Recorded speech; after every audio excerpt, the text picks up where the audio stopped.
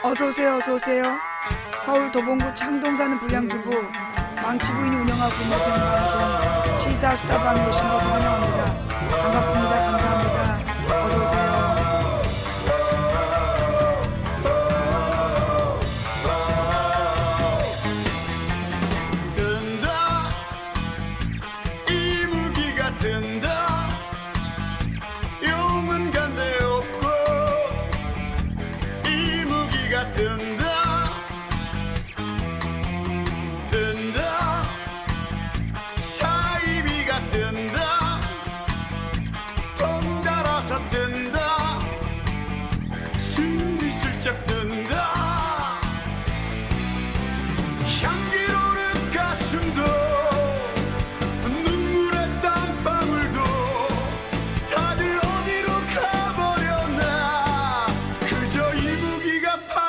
사이비가 판을 치네. 얼라 이 세상이 미쳤나. 어서오세요, 어서오세요. 망치부인입니다.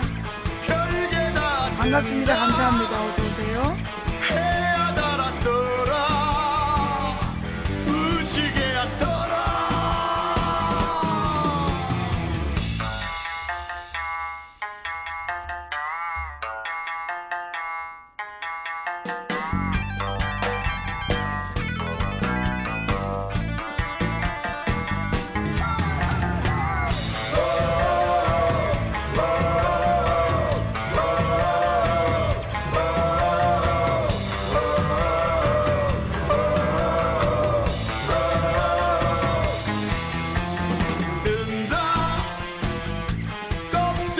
나 지금 8일째 방송 중이다.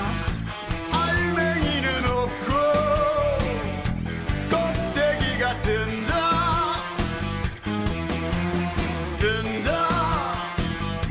뻔뻔이가 든다 덩달아서 든다 슬슬쩍 든다 향기로운 가슴도 아까 헛소리를 한 거죠. 오늘 업이 5,000개가 되면 10시 전에 업이 5,000개가 되면 생방송을 하겠다라는 헛소리를 한 게 문제의 원인이죠.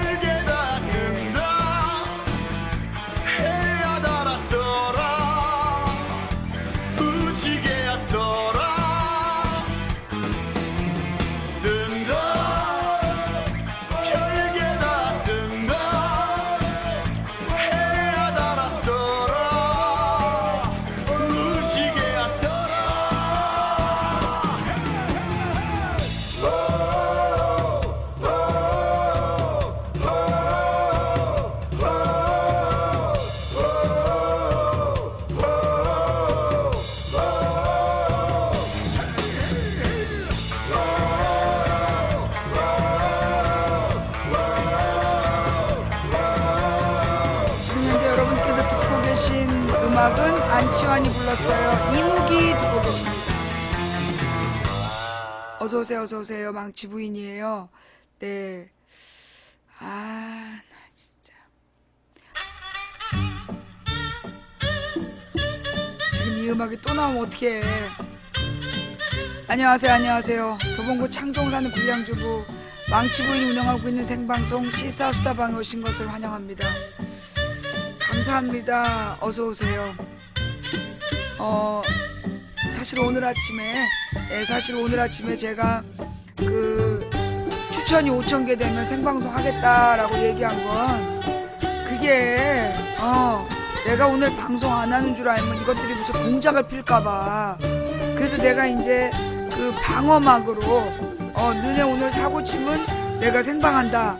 예, 그런 얘기를 한 건데 근데 이제 그러면서 우리 시청자들에게 이제 지나가는 말로 사실 그렇잖아. 제 방송인데 추천 5,000개가 가능하겠어?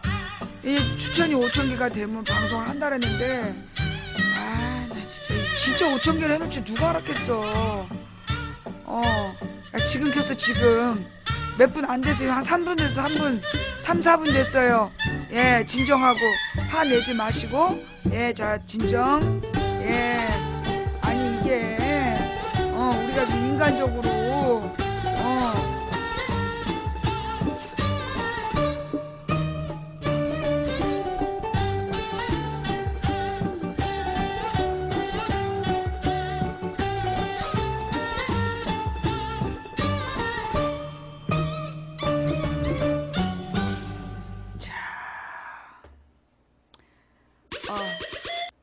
어서 오세요, 어서 오세요. 이 도봉구 창동 사는 불량주부 망치부인입니다. 네, 잠깐만요. 음악을 꺼요라고 얘기한 사람? 네, 음악을 꺼요라고 얘기한 대치동 원반 블랙리스트야. 어따 대고 시킴질이야. 어? 어따 대고 시킴질이야. 음악이 크면 큰 대로 듣는 거지. 어? 어디서 감히 뭐를 켜라 마라 꺼라 마라. 내가 요즘에 너무 서정적으로 대해줬나 봐. 누구야? 음악 소리가 너무 커요. 크면 큰 대로 듣는 거지. 동영상 소리가 작으면 작은 대로 듣는 거고. 어디서 감히 시킴질이야. 우리 망치분 방송의 특징을 몰라? 아니 어떻게 민주주의 한다는 방에서 이렇게 독재를 할 수 있습니까? 내가 공무원이니? 내가 니네 종이야? 박근혜나 그 뭐 저기 이명박 이하 국회의원들은 니들 종이기 때문에 니네가 뭐라고 시킬 수 있지만 나는 국민이야. 니네가 뭐 막 요구한다 그랬고 내가 그걸 막 따라주는 그런 사람이 아니라고. 오해하지 마. 솔직히 내가 오늘 내가 방송을 하면 안 되는 날인데 그 5,000개를 모은 사람들은 사실 내가 방송을 안 하면 오늘 그 저기 5,000개 넘으면 방송한다 그랬다고 하루 종일 누군가 괴롭혔을 거 아니야. 그래가지고 이제 방송을 그 저기 5,000명을 넘겨놨을 텐데 내가 만약에 오늘 안 하면 그 사람들은 전부 다 거짓말쟁이 되는 거 아니야. 우리가 또 그럴 수는 없잖아. 우리가 그럴 수 없기 때문에 오늘 5,000명의 그 후원 아니 뭐지 업을 받아주신 5,000명의 업을 받아낸 우리 시청자들 때문에 오늘 망치 부인이 약속대로 생방송을 시작하도록 하겠습니다. 그래요. 원래 내가 오늘 쉬는 날이야. 알죠? 예. 아마 대한민국에 방송하는 사람 중에 자기 방송이 그 시청률 올라간다고 걱정하는 사람은 나는 대한민국에 나밖에 없을 거라고 생각해. 내가 이제 대한민국에서 자기 생방송에 그 저기 뭐니 시청률이 올라갔다고 걱정하는 사람은 나밖에 없을 거야. 예. 아니 오늘 재방송 중에 누가 업으로 5,000개를 받아놨더라니까. 지금 5,722개야. 지금 현재 업이 5,723개야. 아, 나 진짜 독한 인간들 진짜. 예, 어제 우리 방송의 시청률이에요. 어젯밤 9시 54분이죠. 예, 어젯밤 9시 54분에 9,951명이, 9,951명이 이 방송을 시청을 한 거예요. 네. 그래가지고, 이 누적 시청자는 13만 4,718명이 나오고, 누적업이 1,617이 나왔어. 그래서 이제 평균 동시 시청자는 2,712명이고, 그 다음에 최고 동시가 9,951명이 됐다. 예. 그 전에 기록을 보면, 그 화요일날 7,175, 수요일날 7,234, 그 다음에 목요일날 7,154, 금요일날이 7,134 이렇게 됐단 말이에요. 그 토요일날 내가 광주에서 방송할 때 4,659, 그러니까 최고 시청자였는데 이제 어저께 밤에 9,951분이 보신 거예요. 예. 지난번에 총선 직후에 10,000명 넘은 적이 딱 한 번 있었어요. 예. 총선 직후에 10,000명을 딱 한 번 넘었었어. 그러니까 이제 그때 이 이모티콘 2개부터 강퇴라 그랬지. 이모티콘 2개부터 강퇴야. 예. 그러니까 이제 그 총선 때 나 혼자서 맞췄잖아요. 예. 그때 뭐 하다못해 우리 손석희 손석희 사장님도 야당이 80석 간다 그랬어. 야당이 80석 가고 모든 언론에서 그 저기 여론조사 결과 새누리당이 190석에서 230석 간다. 그리고 이제 더민주는 80석 정도밖에 못 간다. 그러면서 이제 그때 아마 이 더민주가 80석이고 새누리당이 230석이면 그러니까 그 대부분 국민의당은 아예 그 숫자 안에 들어가지도 않았던 그렇게 예측을 할 때였단 말이야. 근데 이제 내가 그때 이제 더민주가 120에서 130 한다. 그게 3월 20일 중에 한 말이고, 그 다음에 마지막에 3일 동안 급식하면서 여소야대 가능하다. 그리고 더민주가 일당될 수도 있다. 그런 얘기를 했단 말이에요. 근데 결과 이제 다들 이제 내가 날 불쌍하게 봤지. 그래도 이제 우리 방 시청자들은 내가 선포하면 사실로 된다는 걸 알기 때문에 이거 정말 그렇게 되나 싶은 마음에 본 사람도 있고, 그리고 이제 막 그게 안 될 것 같다라고 그러면서 본 사람도 있고, 그랬는데 결국 생방송 아니 그 총선 결과 망치 부인만 맞춘 거잖아요. 예, 여소야대가 됐고, 그 다음에 더민주가 일당이 됐고, 그 다음에 더민주가 120에서 130이 됐다. 예. 그러니까 참 어떻게 보면 여소야대이고 더민주가 120에서 130이 되는데 더민주가 일당이 된다라는 이 세 가지 말이 당시 상황으로 보면 다 안 맞는 말이었어. 네. 그러니까 그 당시 상황으로 보면 2월 19일에 제가 그렇게 얘기했어요. 예. 그러니까 당시에 그 여소야대가 된다. 그러면 야당이 150 이상이 된다는 얘긴데, 근데 더민주가 120에서 130 된다? 그러면 어떻게 120, 여소야대가 되냐? 거기서 일단 충돌이 되고, 또 이 지금 새누리당이 190에서 230 간다는데 더민주가 120에서 130 하면서 일당된다. 그 말, 이 세 가지 말이요. 사실은 전부 다 앞뒤가 안 맞는 말이었어요. 지금 와서 생각해도 그 당시에 그 세 가지 예언은 그 당시 상황으로 보면 누가 봐도 전현이 미쳤구나. 앞뒤가 안 맞는 말이었다니까. 그럴 수가 없는 상황이었지. 어떻게 120에서 130 사이가 나오는 더민주가 일당이 될 수 있겠나. 예. 그때 상황이 그랬어요. 그러니까 이제 내가 이 당원 활동을 18년을 하고, 예. 내가 당원 활동을 18년을 하면서 이제까지 겪어본 바에 의하면 실제로 그런 결과는 내가 얘기해놓고 나도 안 믿었던 게 불가능한 일이었어, 그게. 응. 내가 이렇게, 뭐라 그러나, 내 스스로 그게 앞뒤가 안 맞는 말이라고 생각했단 말이야. 그런데 결과적으로 어땠어? 그 말이 다 맞는 말이었어. 그러면 누가 더 당황했을까? 여러분이 더 당황했을까? 내가 더 당황했을까? 내가 여러분보다 훨씬 당황을 했겠죠. 그죠? 이 말이 앞뒤가 안 맞는데 세 가지가 딱 맞아떨어진 거야. 더민주 일당 됐지? 그 다음에 여소야대 되면서 국민의당이 30몇 석이 되면서 여소야대가 됐지? 그리고 더민주가 120에서 130 그 사이가 됐지. 세 가지 예언이 모두 맞아 떨어진 거야. 그러니까 이거는 정말 기적인 거죠. 그 결과를 예측한 게 우리나라에서 유일하게 나야. 내가 알고 있기로 나 말고 누구도 그런 예측 안 했어. 그쵸? 예. 나 말고 아무도 그렇게 예측 못 했어. 더민주가 120에서 130 간다는 예측도 나 혼자 했고, 더민주가 일당 된다는 얘기도 나 혼자 했고, 여소야대가 된다는 얘기는 어느 언론사에서 딱 한 군데가 어쩌면 여소야대 가능할지도 이런 얘기를 한 사람이 있어. 근데 실제로 그 세 가지를 전부 다 얘기한 사람은 나밖에 없어요. 예. 시작한 지 얼마 안 됐어요. 한 15분 됐어, 15분. 네. 그러면 망치는 어떻게 그걸 다 맞췄냐. 사실 나도 안 믿었다니까. 내가 그때 그런 얘기 하면서 속으로 하나님한테 그랬어. 하나님, 내 이 장사 오래 하라면서요. 이러시면 곤란하죠.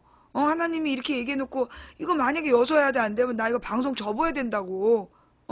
그 내가 속으로 진짜 하나님한테 진짜 많이 그랬어. 우리 인간적으로 진짜 이거 너무하는 거 아니냐. 이게 말이 되는 얘기를 해야지. 앞뒤가 안 맞는 얘기를 진짜 자꾸 하라고 그러면 내가 하긴 하는데. 그래서 내가 마지막에 어떤 마음이냐. 몰라요. 접으려면 접으세요. 사람들이 막 접으라고 그러면 나 확 접어버릴 거예요. 그러면서 했단 말이야. 근데 이제 결론적으로 한 얘기가 다 맞는 바람에 내가 방송을 못 접은 거 아니야. 그죠? 예. 망치부인 뜻이 뭔가요? 감스투레이드님 나한테 관심이 없구나. 온 지 얼마 안 됐나 봐? 그러니까 그 망치부인이란 뜻은 뭐냐면 이게 이제 그 영화에 보면 쇼생크 탈출이란 영화가 있어요. 거기 보면 주인공 웬디죠. 주인공이 앤디라는 주인공이 그 앤디가 맞지? 주인공 맞지? 이 주인공이 누명을 써. 부인을 죽였다라는 누명을 쓰고 무기징역으로 톰 행크스 아니에요. 예, 톰 행크스 아니야. 예, 그리고 이제 이 앤디라는 그 주인공이 아내를 죽였다라는 누명을 쓰고 무기징역형에 처해져. 근데 이제 이 사람이 아주 조그마한 망치를 가지고 그 벽을 19년 동안 뚫고 탈출을 해요. 그 다음에 그 망치를 중간에 버려. 그래서 이제 내가 그 망치 부인이라는 이름을 적은 이유는 뭐였냐면, 팀 로빈슨. 그때 이제 내 마음이 어땠냐. 내가 뭐라 그러나, 김근태라는 사람을 내가 1996년에 만났단 말이야. 1996년에 돕기 시작하면서 정말 이런 보배 같은 정치인이 있다니 그게 되게 감동이었단 말이야. 근데 세상 사람들이 너무나 몰라주는 거야. 세상 사람들이 너무나 몰라주는 면이 있었고, 그래서 내가 이제 김근태를 알리기 위해서 내가 이제 이 온라인 조직을 만들러 다녔어. 그리고 이제 온라인 조직을 만들기 위해서 내가 막 거의 하루에 1시간씩만 자면서 온라인 조직을 만들었는데, 만들어 놨더니 결과적으로 어떻게 됐냐.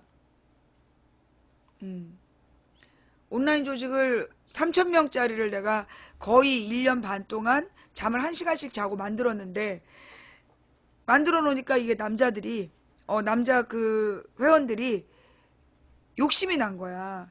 그래가지고 이제 나를 내쫓고 지네들이 이 조직을 가지려고. 그때 나한테서 그 조직을 뺏은 애가 정봉주 밑에 있던 애였어.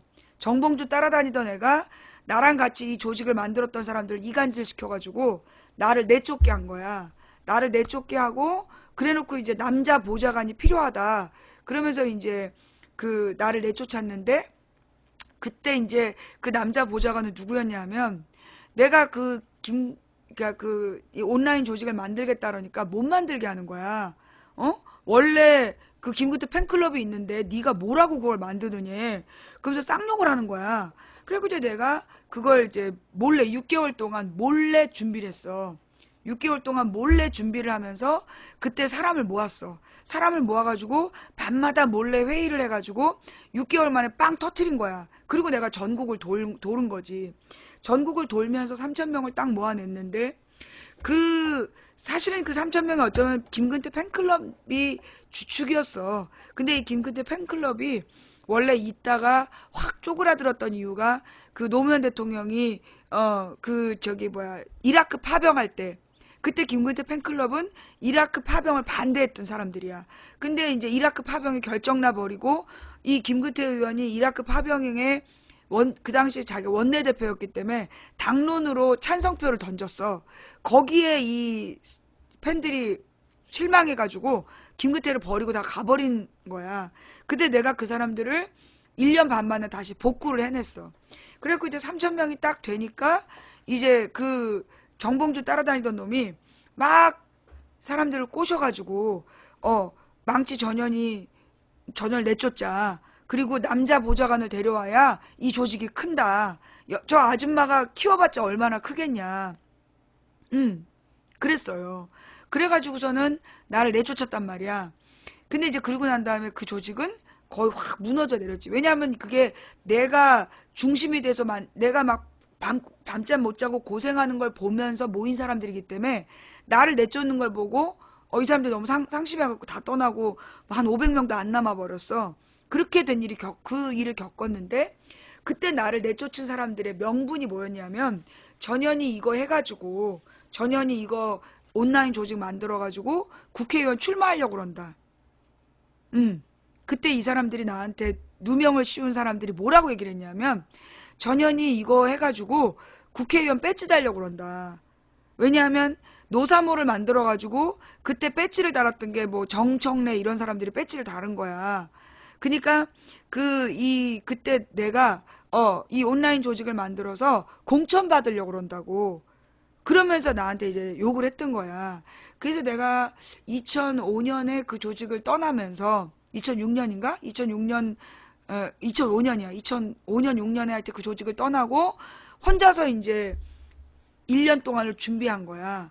혼자서 1년 동안을 뭔가 새로운 거를 막 준비하면서 준비를 해갖고 2007년 1월 17일에 아프리카를 띄우게 된 거지. 그래서 내가 그때 절대 오프 모임을 안 하잖아. 내가 그때 결심한 게 뭐였냐면 오프 모임은 절대 안 한다. 왜냐하면 그 오프라인 모임에서 그 정봉주 따라다녔던 애가 그 이간질을 시킨 거였거든. 그래서 망치부인 방송으로는 망치부인 팬들의 오프 모임을 절대 금지. 서로 연락처 주고받으면서 정보 교환을 금지시킨 이유가 그게 첫 번째로 컸고, 두 번째로 내가 망치부인이라는 이름을 지은 이유가 뭐였냐면 이 사람들이 전부 다 내가 이걸로 무슨 공천을 받으려고 한다, 국회의원 출마하려고 한다라는 그 경계심이 결국 조직을 무너뜨렸거든. 그래서 내가 망치부인이라는 이름을 지은 뜻에는 나는 이 내가 이루고자 하는 목표를 이루면 잊혀지고 싶다. 나는 버려지고 싶은 사람이지 내가 이걸로 무슨 그 국회의원이 되거나 무슨 한 자리 차지하고 싶은 사람이 아니다. 그런 뜻을 밝히기 위해서 내가 망치부인이라는 이름을 지은 거예요. 이 얘기는 지금 처음 하는데 망치부인이라는 이름을 지었던 진짜 근본적인 바탕에는 그게 있었어. 가장 중요할 때 이 3,000명을 모아서 뭔가 시작할 때가 됐는데 이 새끼들이 내가 공천 받으려고 그런다는 말로 그 나랑 같이 움직인 사람들을 흐트러 놓은 거야. 근데 그 사람들이 저 여자가 공천 받을 거 아니면 왜 잠도 안 자고 운동을 하겠냐. 전현이 1시간도 안 자고 돌아다닐 땐 노리는 게 있는 거다. 지가 공천을 받거나 지 남편 공천 받게 하려고 그런다. 근데 이미 우리 남편은 이미 구의원이었어. 근데 무슨 공천을 더 받겠어. 그러면서 그때 정봉주 따라다녔던 놈이 그때 이제 우리가 이제 3,000명이 모였고 500명이 정모를 하는데 그때 나를 철저히 배제시키는 거야. 나를 팔아가지고 500명을 모아놓고 그 다음에 나는 그 집회에 전혀 참가를 못하게 하는 거야. 그러더니만 나를 결국은 쳐내더라고. 그래서 내가 이제 그때 깨달은 게 내가 절대 다른 사람들이랑 도모하지 않는다. 내가 절대 다른 사람들의 도움을 받지 않겠다. 나는 처음부터 끝까지 혼자 간다. 그리고 내가 접을 때 혼자 접는다. 그런 마음으로 이 방송을 만든 거예요. 그러면서 내가 망치분이라는 이름을 지은 것도 내가 이 밭을 바꾸고 이 우리 대한민국 국민들이 제대로 된 국민을 알아볼 수 있게 되면 그때 내가 이 망치분이라는 이름을 버리겠다. 그리고 잊혀지겠다. 그런 뜻이었어. 그래서 망치분이라는 이름을 지었고 그 다음에 이제 이 노자의 사상에 보면 도덕경에 그런 얘기가 나와요. 공성이 불거라. 그게 뭐냐? 깨달은 자는 이루고자 하는 공성, 이루고자 하는 바를 이룬 다음에 성공한 다음에 그 다음에는 불거, 아니 불자, 머물 거자, 머물지 않는다. 그래갖고 깨달은 자는 늘 물처럼 움직이고 어떤 일을 딱 이루면 더 낮은 곳으로 가라. 그래서 상선약수라는 말이 나와. 그리고 공성이 불거. 이루고자 한 바를 이루면 그 자리를 떠나라. 호련히 떠나라. 그게 이제 노장 사상에 나오는 말인데 내가 이제 그 망치분의 이름을 지은 이유는 쇼생크 탈출에 나오는 망치처럼 주인공을 탈출시키고 버려지고 싶다. 잊혀지고 싶다. 그러니 내가 이거를 해서 뭔가 또 다른 자리를 차지할 거라는 그런 오해를 하지 마라. 그런 뜻으로 만든 이름이 망치부인이에요. 몰랐죠? 예. 화분에 물 주고 갔어요, 우리 신랑이. 그래서 이제 망치부인이라는 이름을 지었고, 그 다음에 내가 사람들이 돕겠다는 사람이 되게 많고, 후원하겠다는 사람이 많은데, 내가 후원금도 안 받고 돕겠다는 사람을 거절한 이유가 그거야. 내가 만약에 누군가를 키워주면, 누군가를 이 사람은 내가 믿는 사람이야 라고 딱 세워주는 순간 그 사람을 공격해 들어가더라고. 그 사람한테 막 내 칭찬을 해. 그럼 그 사람 날 좋아하니까 그 사람이 다가와서 내 칭찬하는 사람 믿겠지. 그 다음에 이 사람한테 야, 전혀 이상하지 않냐? 이러면서 이간질을 해가지고 결국 그 사람을 돌아서게 하더라고. 그래서 이제 내가 누구도 내가 이춘범 장로님, 뉴욕에 있는 이춘범 장로님을 보면서 내가 그랬어. 장로님, 제가 간 다음에 누군가 장로님을 정말 공격할 수 있다. 그때 그게 나는 제일 걱정이다. 이번에 장로님 너무 뜨셨기 때문에 장로님을 틀림없이 괴롭힐 거다. 근데 아직까지 그런 소리가 안 들려와. 왜냐? 그게 만약에 이 장로님이 여러 사람의 힘을 모아서 나를 초청했다면, 무슨 단체에서 초청했다면 그게 이제 문제가 되겠지만, 그게 이제 이 장로님이 거의 혼자서 주도했기 때문에, 그러니까 이제 몰라. 지금 뭐 뉴욕에서 무슨 일이 있는지 모르겠지만 현재까지는 그 장로님에 대한 공격이 들어갔다라는 얘기는 아직 안 들려오고 있어. 근데 사실 내가 그래서 그 누구를 옆에 두지 못하는 이유, 언제까지나 내가 이게 이 고독해 보이지만 혼자 갈 수밖에 없는 이유가 그거다. 그리고 내가 사람한테 의지하지 않는 게 그때 그 경험을 통해서 배운 거예요. 사람한테 그 의지하면 안 된다. 근데 예수님도 그랬어요. 예수님이 오병이어의 기적이라는 걸 일으켜. 그 오병이어의 기적이 뭐냐면 이제 남자만 5,000명이니까 여자와 아이들까지 합치면 한 15,000명이 모인 거야. 15,000명 정도가 모인 군중을 향해서 이 예수님이 물 위에 배를 띄워. 물 위에 배를 띄운 이유가 뭐냐면 물 위에서 이야기를 하면 그 얘기가 멀리 퍼지는 거예요. 그래서 옛날에 이제 그리스에 있던 극장들이 음향 장치가 없는데 저 맨 뒷자리까지 소리가 다 들렸어. 그게 두 가지 물리적인 성격을 이용한 건데 물을 이용해서 소리를 증폭시키고 그 다음에 이 동그란 그 극장의 구조가 울림통의 역할을 해서 사람들이 소리를 듣게끔 했다. 왜 지금 딴 얘기하지? 지금 계속 최태민 얘기한 얘네들은 누굴까? 왜 계속 최태민 얘기하는 얘네들 누구야? 지금 왜 최태민 얘기할 때가 아닌데 왜 지금 세 명이서 최태민 얘기를 계속하고 있어? 너네 세 명 정체가 뭐야? 목적이 뭐야? 3인 1조야? 자, 집중해. 좌우지가 이제 그래서 이제 중계방에서 계속 셋이서 막 최태민 얘기하고 기독교 비판하고 그러고 앉아 있는 거야. 이게 왜 그러냐 하면 지금 요원들이 내 종교를 까는 거야. 예. 지금 이제 그 요원들이, 소위 이제 그 국정원 댓글 요원들이, 하청 요원들이 나의 신앙을 까는 거야. 왜냐하면 이제 내가 신앙적으로 이 일을 한다. 그러니까 나와 함께하는 사람들이 정말 순수한 기독교인들이 날 위해서 기도하고 정말 우리의 방송을 순수하게 바라보잖아. 그러니까 이제 그거를 비하하기 위해서 교주라는 둥 이러면서 계속 깎아내리는 거야. 뭐 주술적이라는 둥, 교주라는 둥, 요게 딱 그 요원들이 쓰는 말이야. 그래서 이 방송에 집중하는 사람들을, 이 방송을 듣는 사람들의 마음을 흐트러뜨리기 위해서, 그래서 일부러 그 말을 하는 거예요. 예. 무슨 얘기인지 알겠어요? 자, 이제 집중 좀 해봐. 그래서 이제 내가 이 방송을 시작을 해서 여기까지 왔는데, 내가 솔직히 얘기해가지고, 종교 이야기도 난 일부러 하는 거야. 내가 종교 이야기를 일부러 하는 게 뭐냐면, 솔직히 얘기해서 나는 시사 문제를 다룰 때, 여러분 봐봐요. 주진우가 기사 쓰는 거 봐봐. 얼마나 자극적이야. 오늘 나온 보톡스 기사도 주진우가 썼지. 그지? 오늘 나온 그 보톡스 기사도 주진우가 썼죠.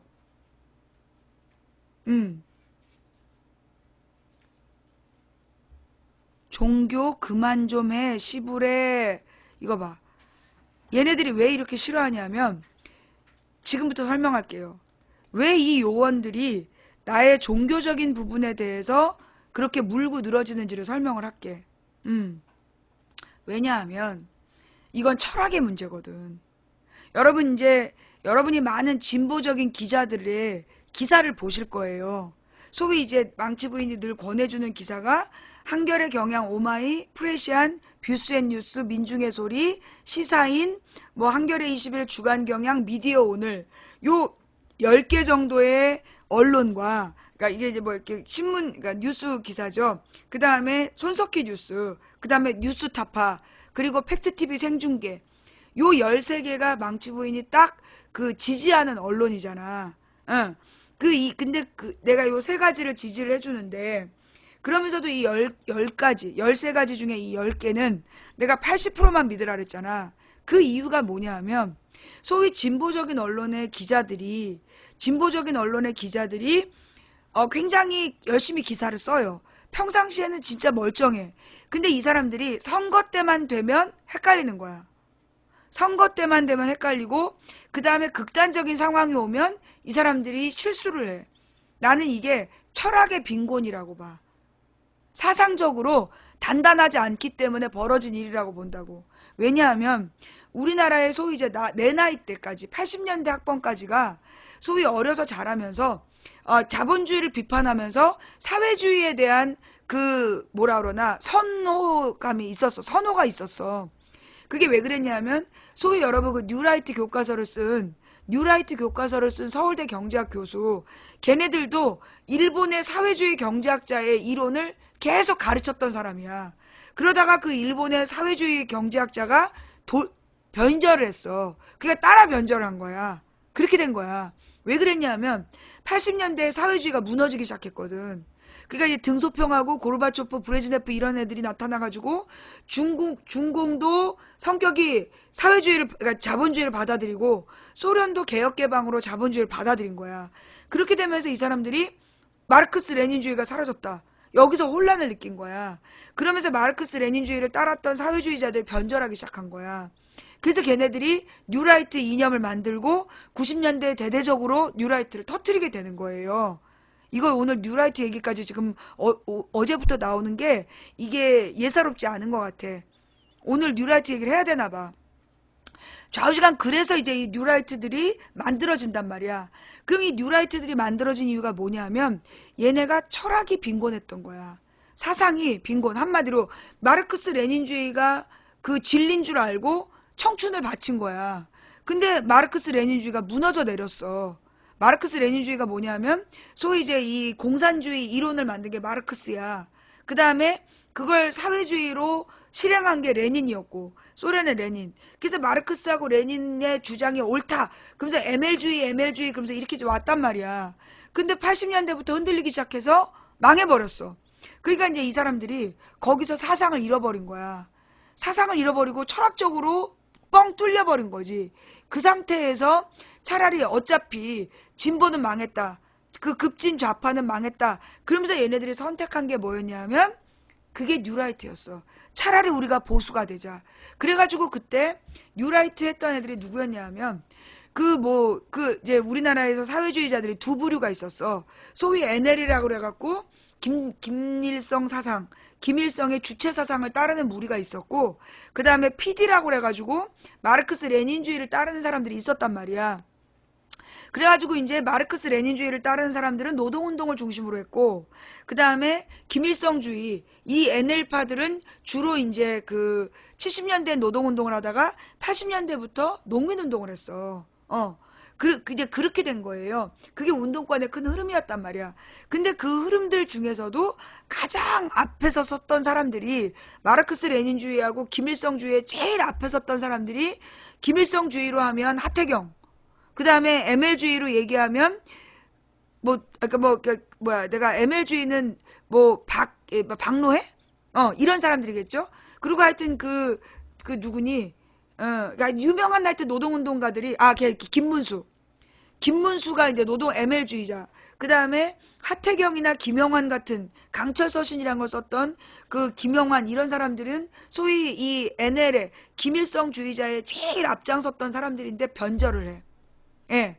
변절을 해가지고 얘네들이 뉴라이트가 되는 거야. 근데 이 뉴라이트가 된 이유는 뭐냐 하면 얘네들이 실망해서 그런 거야. 뭐에 실망했냐? 이 김일성주의도 마르크스주의도 의미가 없다. 왜? 그때 1989년에서 90년에 사회주의가 무너지거든. 사회주의가 무너지는 걸 보면서 이 사람들이 절망을 한 거야. 사회주의 이론이 틀렸구나. 김영환 국민의당 아니고 국민의당 김영환 아니야.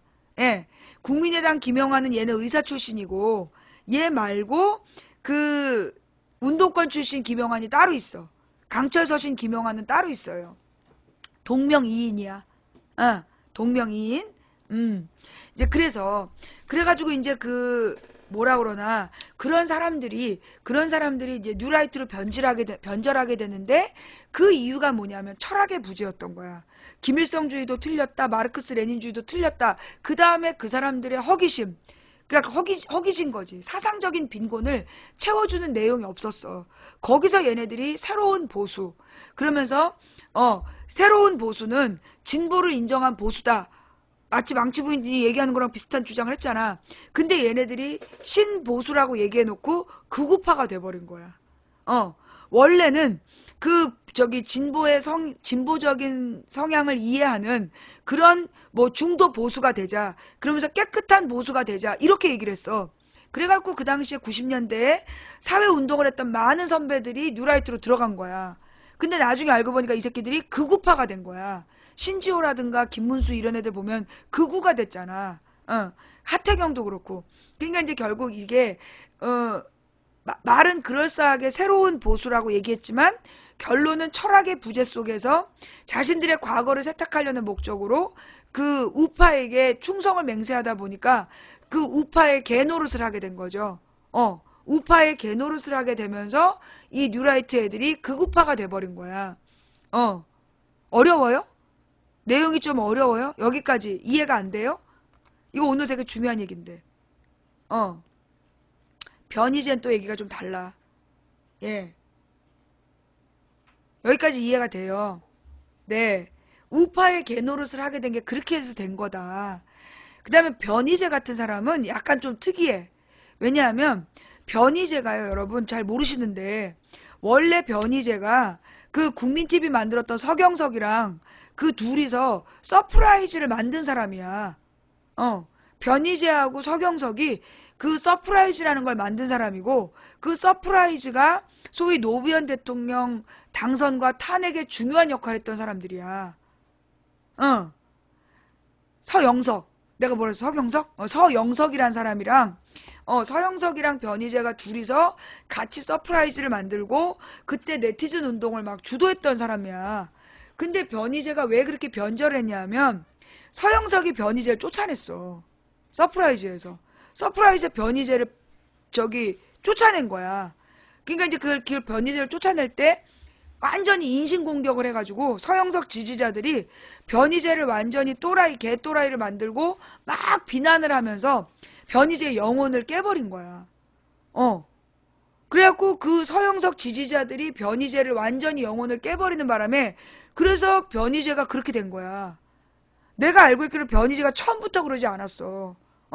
처음부터 그러지 않았는데 나중에 서영석하고 진중권, 유시민 이런 사람들이 그 변희재를 막 진중권은 나중에 끼고 유시민 서영석이 아니야. 유시민도 아니야. 정확하게 서영석이야. 서영석하고 변희재가 그 서프라이즈라고 2004년에 2004년에 그 서프라이즈에서 변희재를 내쫓으면서 그래서 그때 이 변희재가 완전히 극우파로 돌아선 그런 사람이야.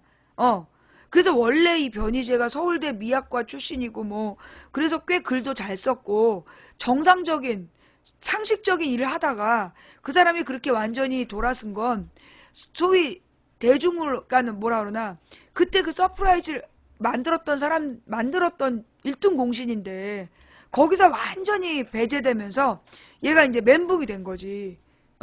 그래서 변희재가 그렇게 그 배신감 때문에 사람이 변해버린 사람이고 하태경, 김문수 같은 사람들은 그게 아니라 하태경, 김문수, 신지호 이런 사람들은 소위 옛날에 사회주의 운동을 열심히 했다가 이 사람들이 그 변절을 하게 된 거죠.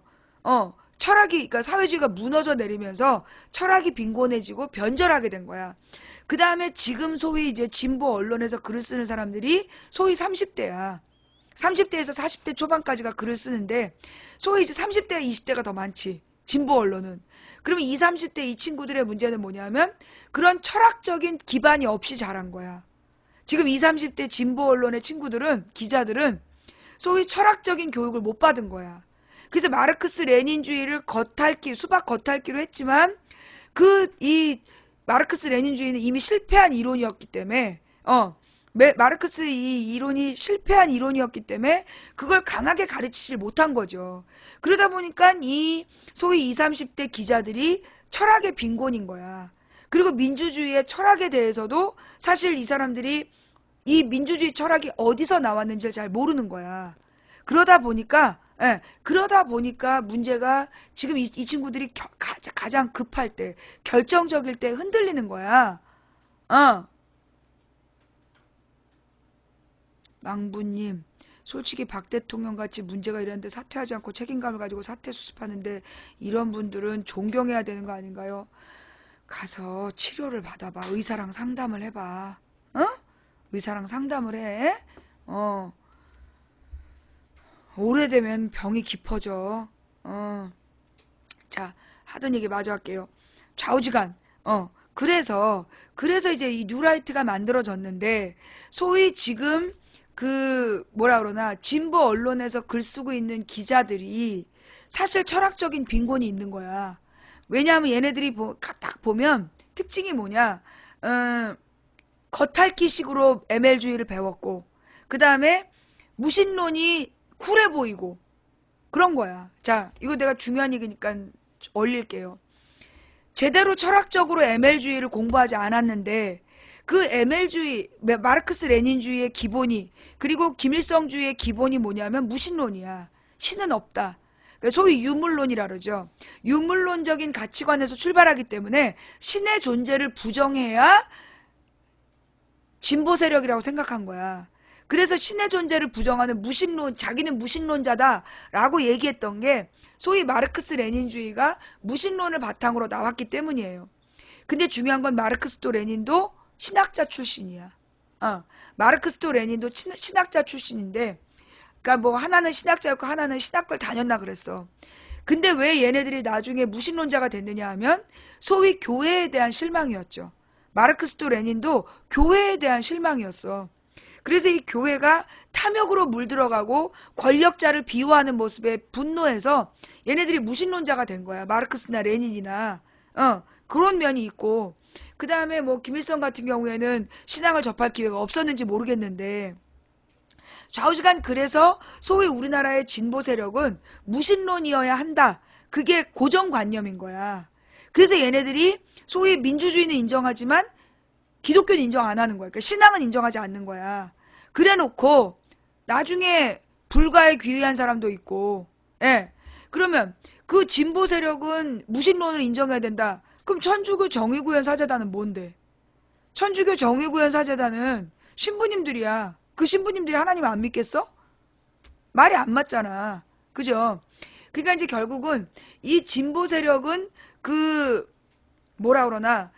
무신론을 바탕으로 해야 된다는 고정관념 때문에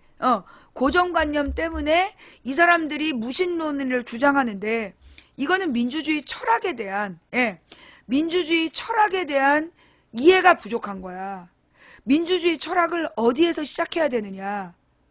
10시는 왜 얘기하는 거야? 왜 10시 얘기해? 자, 그럼 10시 얘기한 이유가 뭐야, 지금? 10시 얘기한 이유가 뭐야? 10시에 시작했다는 얘기 지금 왜 하냐고? 10시에 시작했다는 얘기 왜 하냐고?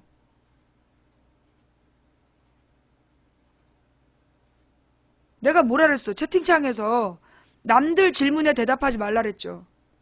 남들 질문에 대답하지 말고 내 말만 들어. 내 말만 들어. 좌우지간 이게 철학의 부재야. 자, 그러면 결국 지금 우리가 겪고 있는 이 민주주의의 모든 문제, 지금 우리나라의 이 문제의 근본이 어디 있느냐? 우리나라 이 민주주의가 길을 잃은 근본적인 문제가 거기서 출발해요. 뭐냐면 소위 진보 세력이, 우리나라의 민주주의 운동을 이끌고 있는 진보 세력이 철학을 상실한 거야. 그러니까 옛날에 김일성주의나 마르크스 레닌주의를 따랐는데 그 90년대 이후로 마르크스 레닌주의나 김일성주의를 얘기할 수 없게 된 다음에 이 사람들이 철학이 사라진 거야. 그래갖고 그 자리에 들어온 게 뭐냐 하면 무슨 도를 믿으십니까 이런 거. 그때 그래가지고 그 운동권들이 많이 빠졌던 게 다단계. 예. 운동권들이 다 빠졌던 게 다단계하고 그 도를 믿느냐 이런 사이비 종교에 많이 빠졌어. 이 사이비 종교하고 예. 그 사이비 종교하고 그 다단계에 운동권들이 많이 빠진 거야. 실제로 이거 경험 내가 다 본 경험이야. 그 이유가 뭐냐면 결국은 이 사람들이 아니 그리고 그때 하여튼 무슨 민족 사상이라고 지금 막 그 환단고기 믿는 사람들 있잖아. 환단고기를 막 믿는 사람들. 그 사람들도 운동권 출신들이 있다니까. 그러니까 이게 애매하게 철학이 부재됐는데 그 부재한 철학을 어떻게든지 채워야 되겠다라는 생각으로 막 던진 거야. 막 던지다 보니까 이 사람들이 그 무슨 뇌 머시기도 있어. 뇌호흡 얘기하는 그런 데로도 빠졌어. 그 뇌호흡하는 그 사이비 종교로도 많이 갔어요. 그 사이비지, 사이비 그건. 네. 이게 지금 박근혜가 무슨 저기 오방색 천을 무당마냥 걸어놓고 무당짓을 하고 있는 거나 지금 운동권들이 그 철학의 부재로 왔다 갔다 막 덩다리 짓을 하고 있는 거나 나는 이게 다 같은 문제라고 봐. 이명박과 그 일당들이 돈신을 섬기는 거나 예? 이명박과 재벌들 그리고 종편이 돈신을 섬기는 거나 얘네들이 장로야 다 장로인데 내가 볼 때 대한민국의 장로의 상당수가 예수님과 하나님을 섬기는 게 아니라 돈신을 섬겨. 돈신을 섬기고 부동산신을 섬기는 사람들이야. 그러면서 결국 이명박과 그 일당들이 소위 종교적인 지도자들이 아니 그 종편의 대빵들이 대부분 장로야. 이게 뭐냐? 기독교 신앙을 기독교 안에 있지만 기독교인이 아닌 거야. 예수의 신앙이 아니라 돈신을 섬기는 장로들. 그들이 지금 대한민국을 주무르고 있는 사람들. 그 다음에 아니면 박근혜 같은 이 사이비 종교에 빠진 인간들. 그게 운동권 중에서도 있고 그 다음에 좌파 세력들 중에도 있고 그러면서 누구는 무신론이라고 얘기하고 그러고 있는 거야. 결국은 이 모든 일이요. 여러분 오늘 내용이 되게 어렵지만 잘 들어. 이건 철학의 빈곤에서 오는 거야. 지금 박근혜나 이명박이나 그리고 소위 덩다리를 이끌고 있는 진보 세력이나 전부 어디서 생긴 문제냐? 철학 사상이 부재하기 때문이야. 그래서 이 모든 혼란이 오고 그래서 이 문제를 풀으려면 근본이 뭐냐면 사상을 바로 세워야 되는 거야. 자, 여기까지 이해가 돼요? 그러면 여러분 사상이란 말이 무슨 뜻인지 아세요? 사상, 철학. 철학이나 사상이 무슨 말인지 아세요? 철학이라는 말이나 사상이라는 말을 이해를 해야 돼. 우리나라에서 사상 그럼 공산주의 사상밖에 몰라. 그지? 그리고 철학 그러면 수염 기르고 머리 기르고 목욕 안 한 사람이 철학자인 줄 알아. 그러면서 막 철학관 그럼 전 보는 애인 줄 알잖아. 이게 뭐냐 하면 철학에 대한 이해가 없기 때문이에요. 왜 또 전화번호를 적었어? 너는 블랙이야. 예. 이게 무슨 얘기냐. 이 사상이나 철학이 뭔지를 모르기 때문에 그래서 우리 일반 대중이 이렇게 헷갈리는 거야. 사상이란 말이나 철학이란 말이 뭐냐 하면 다른 말로는 가치관, 또 다른 말로 이념 뭐 이런 말이 있어. 다 비슷한 말이야. 사상, 철학, 이념, 가치관 이게 다 비슷한 말이에요. 근데 각각의 이제 특징은 있어. 그런데 이제 그런 말들을 다 떠나서 본질이 뭐냐. 이 말들의 본질이 뭐냐 하면 잘 들으세요. 지금 적어봐. 인간이란 어떤 존재냐. 응? 사상, 철학, 이념, 그 다음에 뭐 가치관 이 모든 게 인간이란 어떤 존재냐. 그리고 어떻게 살아야 되느냐. 그게 철학의 근본 문제예요. 인간이란 어떤 존재냐. 어떻게 살아야 하느냐. 이걸 고민하는 게 철학자의 과제야. 그러니까 인간을 어떻게 바라보느냐가 철학의 시작이라고. 그러면 여러분들 지금 망치 부인 방에 와 있는 모든 사람들 뭐라 그래요? 자기는 민주주의를 한다고 생각하잖아. 그지? 자기는 민주주의자야. 그래서 이 민주주의는 뭐야? 만인은 평등하다. 만인의 사상의 자유가 보장돼야 된다. 그게 민주주의의 가장 중요한 내용이거든. 그러면 왜 만인은 평등해야 되고 왜 만인의 사상이 자유로워야 되느냐 하면 그게 천부인권. 단지 인간은 인간이란 이유만으로 존중받아야 될 권리를 하늘로부터 부여받았다. 그게 천부인권 사상이야. 그게 인권이라는 의식의 근본이 거기서 오는 거거든. 그래서 모든 인간은 존중받아야 된다라는 거예요. 그러면 여러분들은 여러분의 동료들을 존중하십니까? 여러분은 여러분 주변 사람들을 존중하십니까? 아니잖아. 그죠? 나는 알아듣는데 남들은 다 몰라요. 그렇게 생각하잖아. 우리 방송을 딱 듣고 알아듣기 시작한 사람들이 제일 먼저 하는 말이 뭐냐면 지금 못 알아듣는 인간들이 너무 많다. 그 얘기를 많이 해. 여러분도 그런 말 해봤죠? 여러분 주변에 다 꼴통 새끼들만 밖에 없고 말귀를 못 알아듣는다. 그런 얘기들을 참 많이 해요. 그죠? 그죠? 근데 이게 무슨 얘기냐? 결국 이런 이야기들, 그리고 막 뭐라 그러나 여기 와가지고 헛소리 하는 애들이 있어. 그럼 얘네들한테 막 너무나 비인격적으로 욕하는 사람들이 있어. 그죠? 막 쌍욕을 막 쏘는 사람들. 이건 결국은 뭐냐? 민주주의자가 아닌 거야. 그건 민주주의가 아닌 거야. 민주주의의 가장 근본은 모든 인간을 존중해야 된다는 거예요. 여러분, 제가 이명박더러 쥐박이라고 부르지 말고 박근혜더러 닭이라고 부르지 말자 라고 이야기한 건 뭐 때문이냐? 이게 내가 이제 농담 삼아 쥐의 명예를 훼손하지 말고 닭의 명예를 훼손하지 말라 그랬지만, 진정한 민주주의자는 박근혜의 인권, 이명박의 인권도 인정해 주는 거야. 그게 민주주의예요. 여러분, 왜 노무현 대통령 때 강금실이라는 법무장관이 왜 구치소에 가서 잠을 잤는지 알아요? 내가 서울구치소를 가보니까 서울구치소가 너무 깨끗이 잘 돼 있는 거야. 그래서 내가 사람들한테 얘기를 들었더니 뭐냐면 노무현 대통령 때 강금실 법무장관이 구치소에 와서 하룻밤을 잤대요. 그리고 나서 이 아무리 범죄자일지라도 인간적으로 존중받아야 된다. 그래서 구치소의 환경을 개선했다는 거야. 그래서 수세식 화장실이 들어오고 그리고 이 방 안에 싱크대가 들어오고 그렇게 바뀐 거야. 그게 뭐냐? 한마디로 범죄자의 인권도 존중받아야 되는 게 민주주의다. 왜냐? 범죄자의 인권도 존중한다면 범죄자가 아닌 사람의 인권은 얼마나 존중받느냐? 이게 민주주의의 인권 사상이에요. 인권 사상. 인권 철학. 자, 그렇다면 결국 우리가 지금 추구하는 세상은 여기서 바탕이 돼야 되는 거야. 이 인권의식이라는 거, 소위 민주주의가 뭘 추구하는지를 근본적으로 알아야 우리가 새로운 나라를 만들 수 있는 거예요. 무슨 얘기인지 알겠지? 자, 여기 이런 얘기 한 번도 못 들어봤다. 오늘 얘기가 좀 어려웠어. 오늘 과목은 철학이기 때문에 과목이 조금 어려웠는데 요거 이해가 되세요?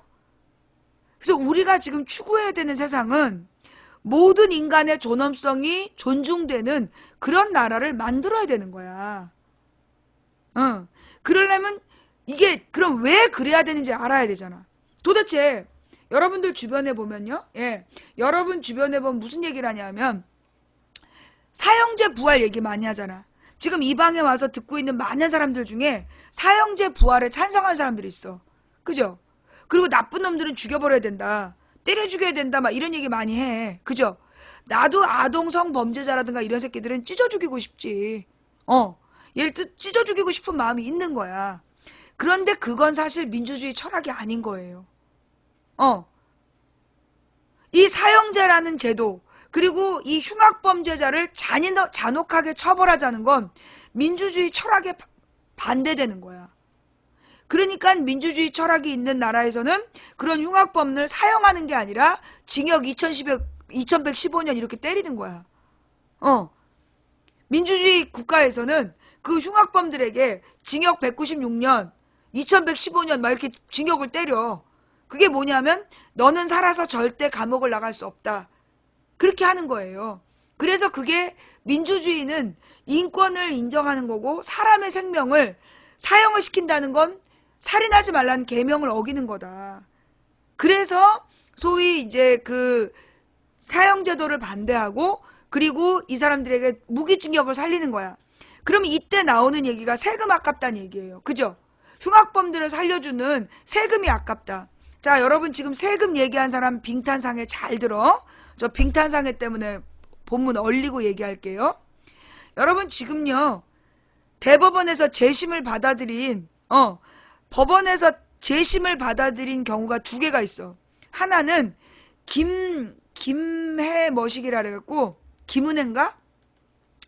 자기 아버지를 죽였다는 누명을 쓰고 15년 동안 감옥에 살았던 여자 그 무기징역수. 그 다음에 두 번째는 또 이거 봐. 또 딴 얘기야. 집중하고 들으라고. 두 번째는 누구냐면 3내 3인조 강도 사건. 두 가지 들어봤어요? 안 들어봤어요? 들어봤어? 안 들어봤어? 왜 자꾸 얼리냐? 너처럼 헛소리하는 애들 때문에 얼려. 너 때문에 헛소리하는 애들 때문에 얼리는 거야. 김신혜. 예. 김신혜 사건, 그 다음에 3내 강도 사건.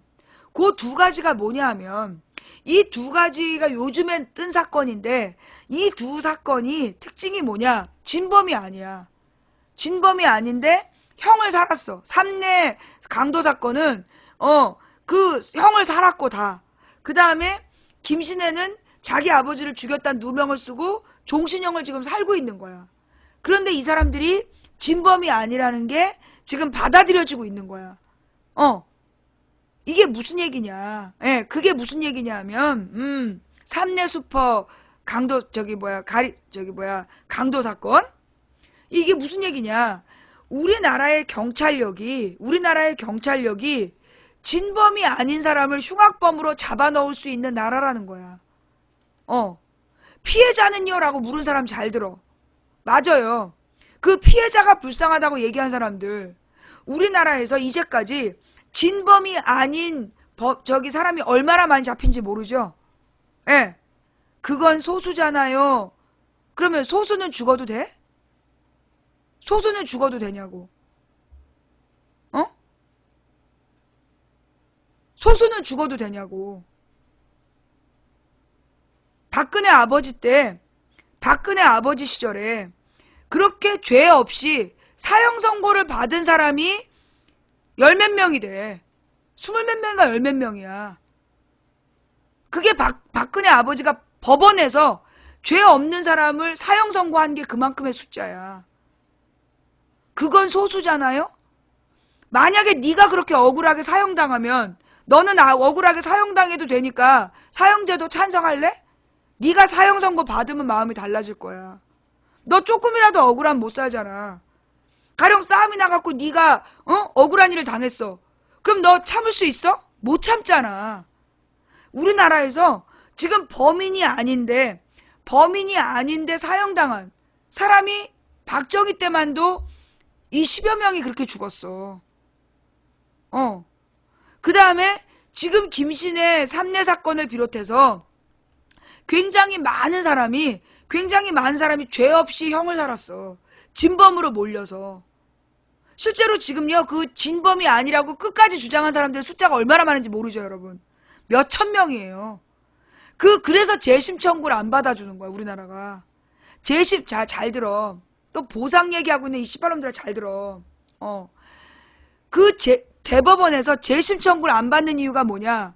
1년에도 수천 건이 재심 청구가 들어온다는 거야. 그 말은 뭐냐? 1년에도 수천 건 자기는 억울하다는 거야. 범인이 아니라는 거야. 범인이 아닌 사람들이 지금 형을 살고 있다니까. 무슨 얘기인지 알겠어? 그래서 재심을 안 받아주는 거야. 왜? 재심 사건이 너무 많기 때문에 그래서 안 받아주는 거라고. 무슨 얘기냐? 흉악범을 사형시켜버리고 흉악범을 사형시켜버리고 싶은 마음은 우리가 다 있어. 근데 잡은 범인이 흉악범이라는 게 확실하냐고. 잡은 범인이 흉악범인 게 확실하냐고. 자, 여러분 그것이 알고 싶다에 또 하나 사건 있었어. 그 이태원 살인 사건. 이태원 살인 사건도 엉뚱한 사람이 처벌받았잖아. 잘 생각해봐. 이태원 살인사건도 엉뚱한 사람이 처벌받았어. 우리나라 경찰력이 그래. 자, 여러분 주변에도 아마 가해자, 피해자가 뒤바뀐 사건 많을걸? 실제로 지금 우리나라 법원에서 그 전관 예우라고 그래가지고 판사 출신 변호사를 선임하면 가해자가 피해자 돼요. 그리고 피해자가 가해자 되고. 그런 거 많이 봤잖아. 너무 옛날 얘기인데? 뭐가 너무 옛날 얘기야. 요즘에 벌어지고 있는 일이잖아. 요즘에 벌어지고 있는 일이라니까. 지금 당장 김신혜 사건도 요즘에 벌어지고 있는 일이잖아. 지금 감옥에 그렇게 억울한 사람들이 살고 있다는 거야. 그러면 이 사형제도를 부활하자고 얘기한 게 누구냐? 이명박 박근혜야. 그러면 이 이명박 박근혜가 왜 사형제도를 살려주자고 부활시키려고 하냐 하면 죽여버리려고. 박근혜 아버지 때처럼, 이승만 때처럼 이명박이 기필코 살린 게 누구냐 하면 이승만이야. 이명박이 국부라고 건국의 아버지라고 추켜세운 게 이승만이야. 그럼 이승만이 무슨 짓을 했냐 하면 소위 제주도민 3만 명을 빨갱이란 이름으로 죽였다니까. 그 사람도 빨갱이 아닌데 제주도민 3만 명을 빨갱이라고 죽인 게 이승만이야. 그 다음에 박정희가 누구야? 죄 없는 민주주의자들을 단지 자기를 비판했다는 이유로 10여 명을 사형시킨 사람이야. 그게 무슨 얘기냐? 그런데 이명박 박근혜가 사형을 부활시키자고 얘기하는 건 한마디로 민주화 운동 하겠다는 사람들, 자기들 비판하면 간첩으로 몰아서 흉악범으로 몰아서 사형시키겠다는 얘기야. 그래서 흔적을 지워버리겠다고. 여러분 몰랐죠? 제주도민이 이승만 때 4.3 항쟁으로 학살된 게 3만 명이야. 제주도민 중에 그 중에 15,000명은 명단이 있어. 나머지 15,000명은 명단이 없어. 왜냐? 근데 그 3만 명이 그 시기에 사라졌어. 이승만이 제주도민 학살할 때 전체 사라진 게 3만 명이야. 그 중에 이름이 알려진 게 15,000 몇백 명이야. 그거 몰랐죠? 여러분이 그래서 그 내용을 이거 모르는 사람들은 사형제도 얘기하고 싶은 사람들은 어디로 가냐? 반드시 제주도에 가가지고 꼭 제주도에 가서 4.3 평화공원을 가봐야 돼. 4.3 평화공원에 가보면 거기 죄 없이 3만 명이 빨갱이로 몰려 죽었다니까. 이거 몰랐지? 지금 사형제도 부활하자는 사람들 이거 몰랐지? 욕하는 거 들었어요. 사과하세요. 꺼져. 지금 욕하는 거 들었다라고 지금 사과하라는 애. 내가 너한테 욕했어? 네가 욕먹을 짓 했어? 욕먹을 짓을 했으면 반성을 해야지. 어디다 대고 사과를 하래. 네가 욕먹을 짓을 안 했으면 너한테 한 욕이 아닌데 왜 네가 뭔데 사과를 하래. 네가 욕먹을 짓을 했으면 네가 나한테 사과문을 써야 되는 거고, 욕먹을 짓을 안 했으면 너한테 한 욕이 아닌데 네가 왜 끼어들어. 이 새끼들이 아주. 꺼져. 자, 그래서 여러분 지금 사형제도에 대해서 부활해야 된다라고 얘기한 사람들 잘 들어. 지금 사형제도에 대해서 부활해야 된다는 사람들, 여러분 우리나라는 불과 70년 전에 죄 없는 제주도민 3만 명을 죽인 나라야. 빨갱이란 누명을 씌워서. 불과 40년 전에 박정희가 죄 없는 민주주의자들을 간첩이란 이유로 울릉도 간첩 사건, 그 다음에 인혁당 사건, 이런 간첩단 사건을 만들어가지고 죄 없는 민주주의자들을 빨갱이로 몰아서 사형시켰다니까. 우리나라의 역사야 이게. 그리고 지금까지 억울하게 옥살이하고 있는 사람들이 있는 거야. 왜 우리가 사형제도를 부활시키지 못하느냐 하면 바로 이런 과거 때문이에요. 그러니까 미국에서 사형제도를 부활하는 문제로 굉장히 논란이 많았어. 그때 내린 결론이 뭐냐? 단 한 사람이라도 억울한 죽음이 있으면 안 된다. 쇼생크 탈출이 그런 데서 나온 영화야. 예. 쇼생크 탈출이라는 영화가 거기서 나온 영화라고. 거기 그 주인공도 억울하게 누명을 쓰고 억울한 누명을 쓰고 무기징역을 사는 거잖아. 쇼생크 탈출에 나오는 그 억울한 주인공 이야기가 그 사형제도 부활하는 그런 분위기 속에서 나온 얘기들이에요. 예. 죄 없는 사람을 죄를 뒤집어 씌워서 죄 없는 사람에게 죄를 뒤집어 씌워갖고 사형을 시켰던 나라야, 우리나라가.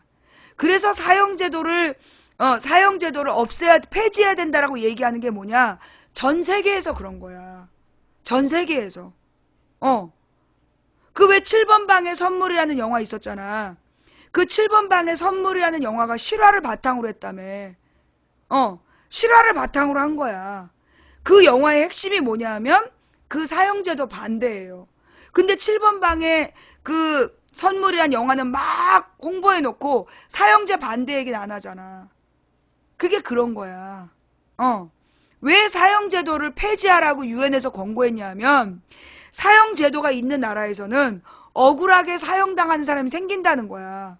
지금 두테르테가 자기에게 반대하는 사람을 마약사범이라고 죽이고 있잖아. 우리나라에서 박정희랑 이승만은 자기를 비판하면 빨갱이라고 죽였다니까. 전두환 때 삼천교육대에 잡아가서 때려 죽이고, 박정희는 사형시켰고, 이승만은 그냥 총 쏴 죽이고.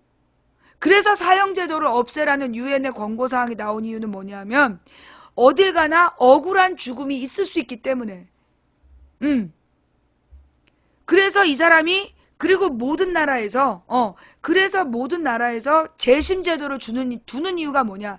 정말로 억울할 수 있다는 거야. 정말로 억울한 죽음일 수 있다. 억울한 형벌일 수 있다. 그래서 이 사형제도를 없애자는 운동이 벌어진 거고, 소위 사형제 폐지를 주장하는 가장 근본에 있는 게 모든 인간의 생명은 존엄하다는 거야. 그게 민주주의예요. 여러분, 그런데 우리들의 마음속에는 민주주의는 맞아 라고 얘기해놓고 그러면서도 여러분들은 마음에 안 든 새끼는 다 죽여버리고 싶은 마음이 있지 않아요? 그러면 그건 민주주의가 아닌 거야. 우리 잘 생각해 보자고. 우리 마음속에 민주주의라는 게 정말로 민주주의자이냐? 그 민주주의의 가장 근본은 모든 인간은 존엄하다. 모든 인간은 단지 인간이란 이유로 존중받아야 된다. 거기서 시작하는 게 민주주의예요. 그러니까 모든 인간에게 주권을 주는 거지. 그 말이 아니면 왜 너한테 투표권을 주겠어? 네가 뭐라고? 공부도 안 하고 관심도 없고 그럼 너한테 왜 투표권을 주겠어?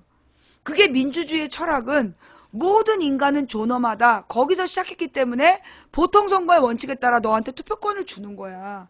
네가 능력이 없고 생각이 없고 모자라도 너한테 투표권을 주는 게 민주주의의 철학인 거야. 그래서 이명박이나 박근혜나 박정희, 전두환 이런 애들이 민주주의가 나쁘다고 얘기한 거야. 지금 민주주의 나쁘다라고 얘기하잖아. 얘네들이 바로 이 군부 독재의 그 영혼을 팔린 애들이야. 군부 독재의 영혼을 팔린 애들이 민주주의의 의미와 가치를 무시하는 거야. 군부 독재가요, 민주주의는 투표다라고 가르쳤어. 민주주의는 투표하는 거고 다수결이 차지하는 게 민주주의다. 그게 독재주의자들의 주장이야. 민주주의는 투표와 다수결이 아니야. 민주주의는 투표와 다수결이 아니라 모든 인간은 존엄하다. 그게 민주주의야. 그러면 여러분들은 모든 인간은 존엄하다라는 그 철학을 갖고 있는가? 오늘 곰곰이 생각해 보세요. 지금 박근혜가 저 오방색 그 천을 두르고 미친 그 또라이 무당짓을 한 이유가 뭐냐 하면 그게 철학이 없어서야. 민주주의가 뭔지 몰라서 그러는 거야. 철학도 없고 민주주의가 뭔지 모르는데 지 아버지가 막 아무나 죽이는 걸 본 상태에서 여러분 생각해봐요. 박근혜가 최태민에게 빠진 때가 언제냐.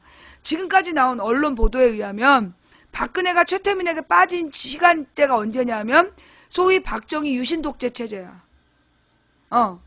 박정희가 유신독재를 하면서 자기 아버지가 죄 없는 사람들 막 죽일 때야.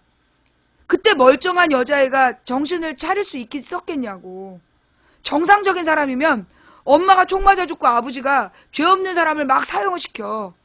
그러면 그때 이 박근혜가 제정신을 차리고 살 수 있었겠냐고. 그러니까 죽은 엄마에게 집착을 하고 그렇게 최태민한테 모든 걸 바쳤다는 거 아니야.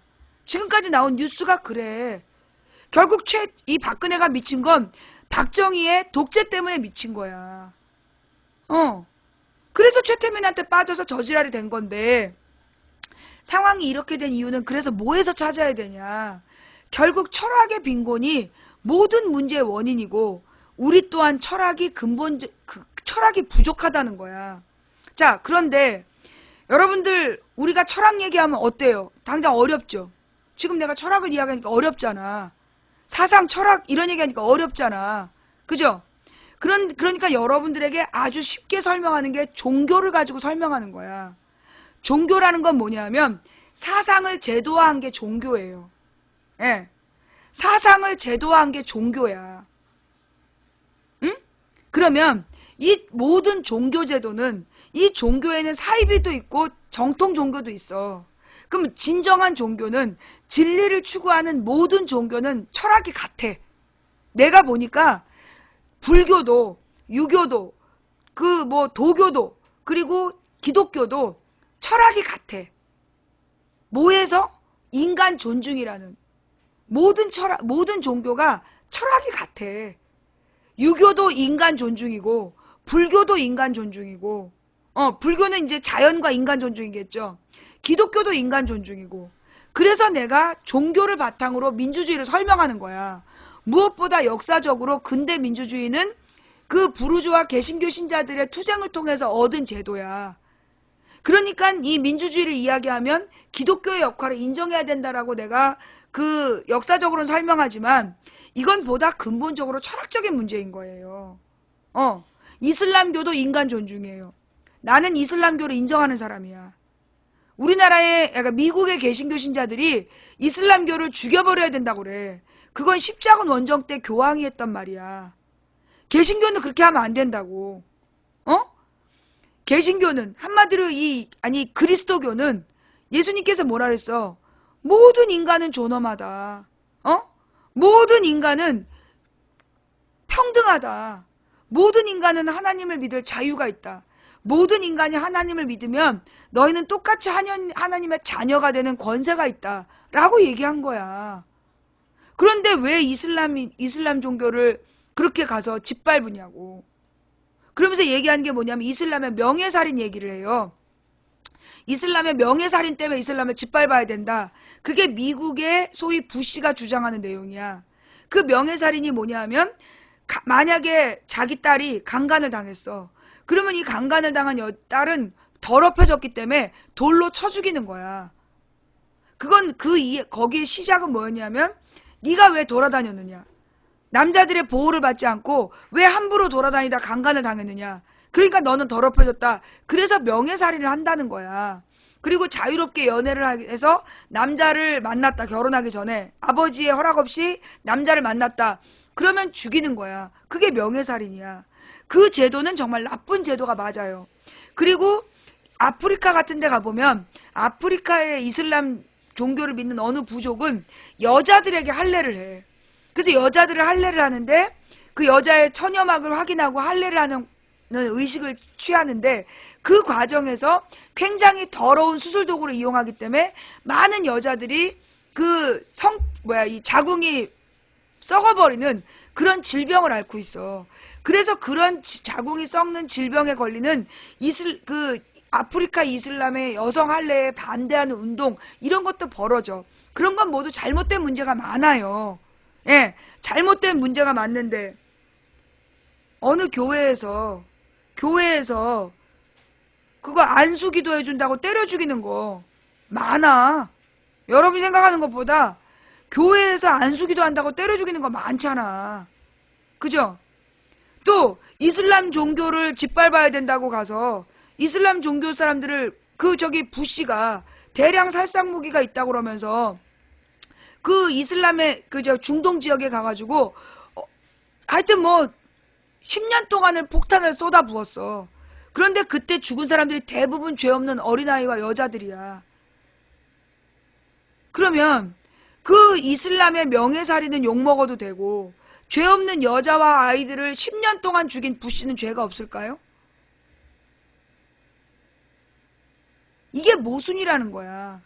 결국은 종교라는 걸 그 권력이 이용해서 더 넓게 차지하고 자신의 물질에 대한 욕심을, 사실 부시가 중동에 가서 왜 그 지랄 했어? 중동의 오일을, 중동의 석유를 지가 차지하려고 그런 거잖아.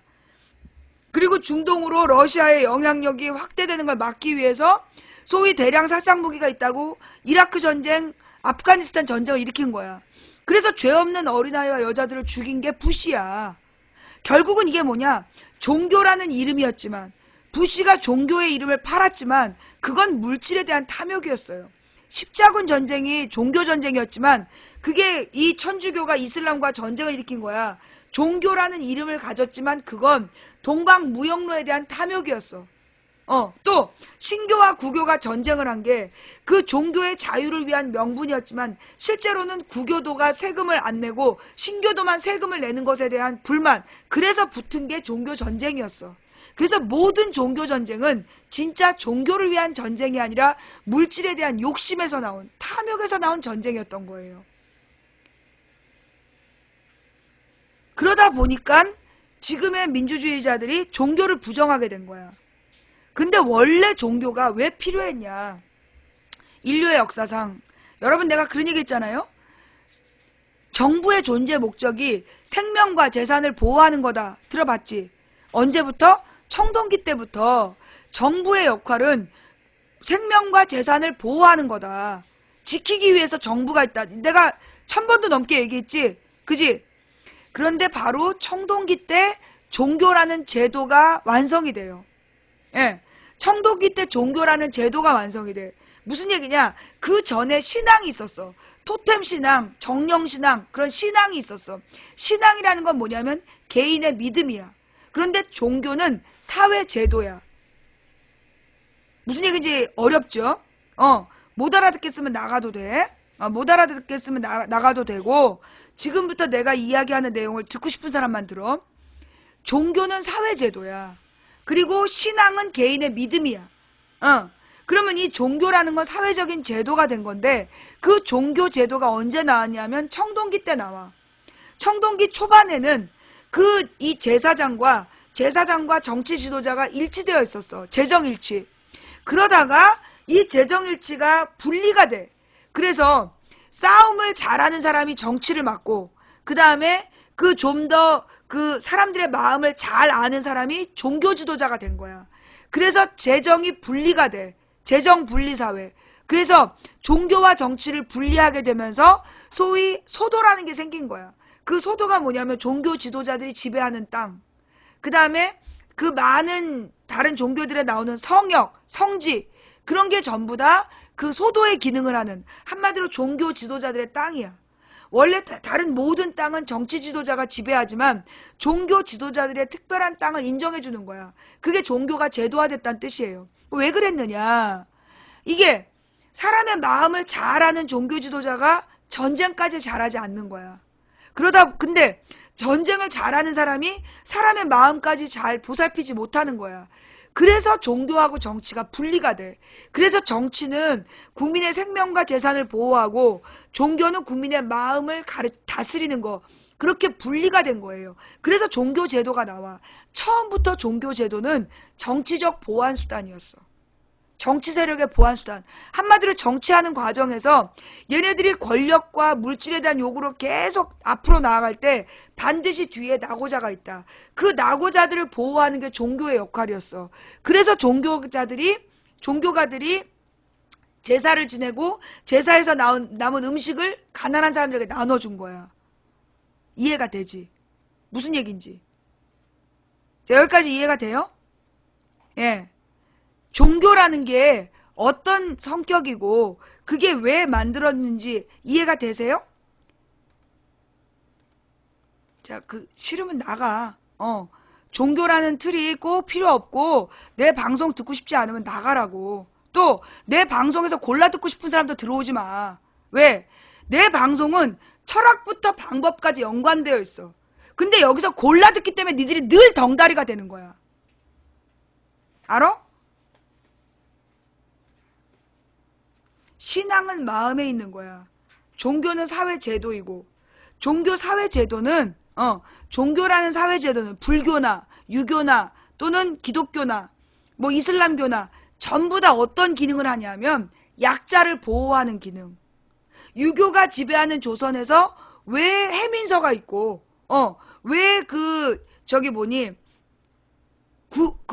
해민서랑 왜 구일청인가 있었잖아. 그렇게 가난한 사람들을 돕는 복지제도를 뒀던, 왜 유교 정치에서 복지제도가 있냐. 그 다음에 모든 종교에는 반드시 가난한 사람을 돌보는 그 규정이 다 들어가. 그게 뭐냐면, 소위 그 정치인들이, 이 전쟁을 잘하는 자들이 정치를 맡아놓으면, 그러면 얘네들은 반드시 나를 따르라고 앞으로 가. 그러면 반드시 낙오자가 생기고, 그 낙오자들을 보호하지 않으면 사회가 깨지거든. 그래서 종교의 역할은 사회 안전망을 구성하는 게 종교의 역할이었던 거야.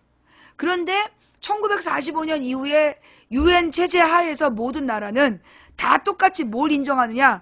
종교의 자유를 인정했어. 그러면 여기서 뭐가 생기느냐 하면, 종교의 자유를 인정해버리면 다른 말로 종교와 정치가 분리되는 거고, 더 이상 종교를 강요할 수 없는 거야. 그러면서 생긴 게 뭐냐? 복지라는 복지제도가 그 자리를 대체하게 된 거예요. 뭔 말인지 알겠어? 무슨 얘기인지 알겠어? 원래 유교도 종교라고 봐야 되겠죠. 일종의 신앙이잖아. 조상신을 섬기면 유교도 신앙이야. 원래 유교는 철학인데 조상신을 섬기면 그건 신앙이야. 자, 이 무슨 얘기인지 이해하겠어요? 네. 그래서 현대사회로 오면서 1945년 이후에 모든 나라가 종교의 자유를 보장하면서, 그러면서 사실은 종교의 역할을 없애버린 거야. 종교의 정치적 기능을 없애버린 거야. 대신 그 자리에 나온 게 복지제도예요. 못 알아듣겠어요?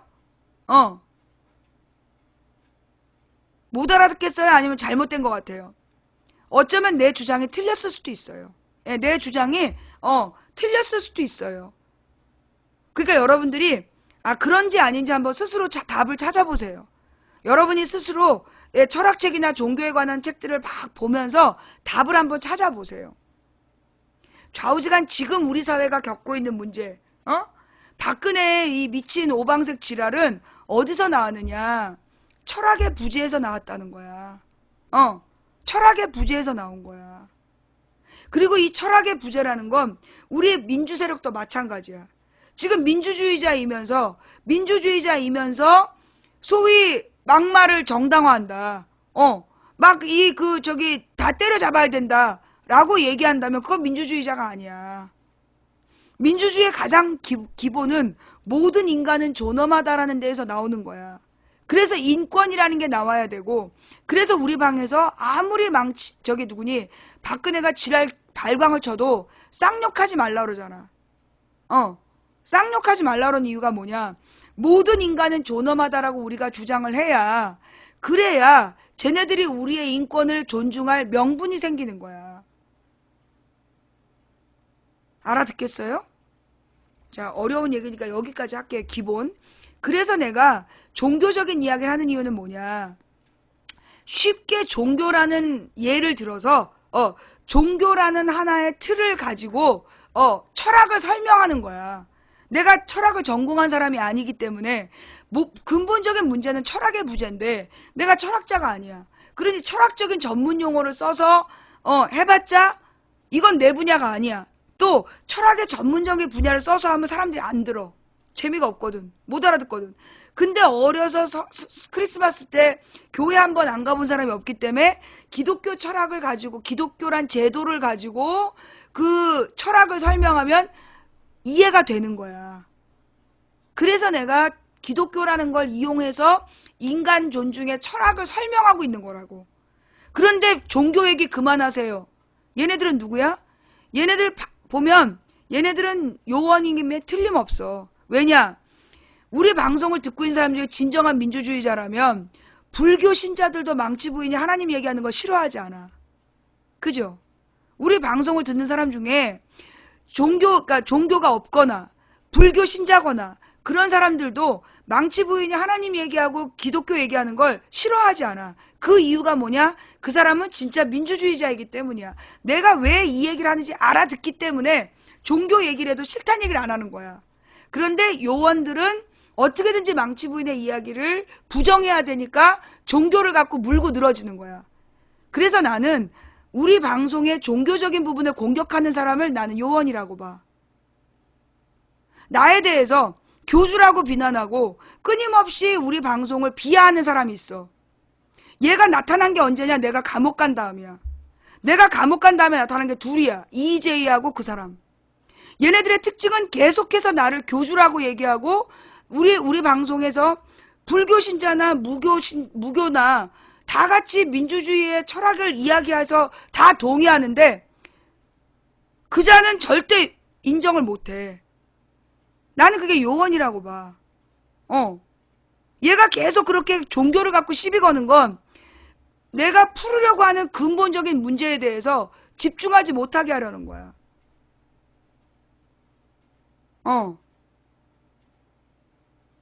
무슨 얘기인지 알겠어요?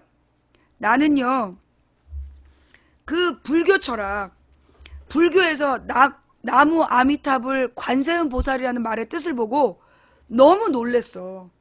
정말 감동했어. 또 천상천하 유아 독존이라는 말을 듣고도 정말 감동했다니까. 이거 기독교 철학이구나. 똑같구나.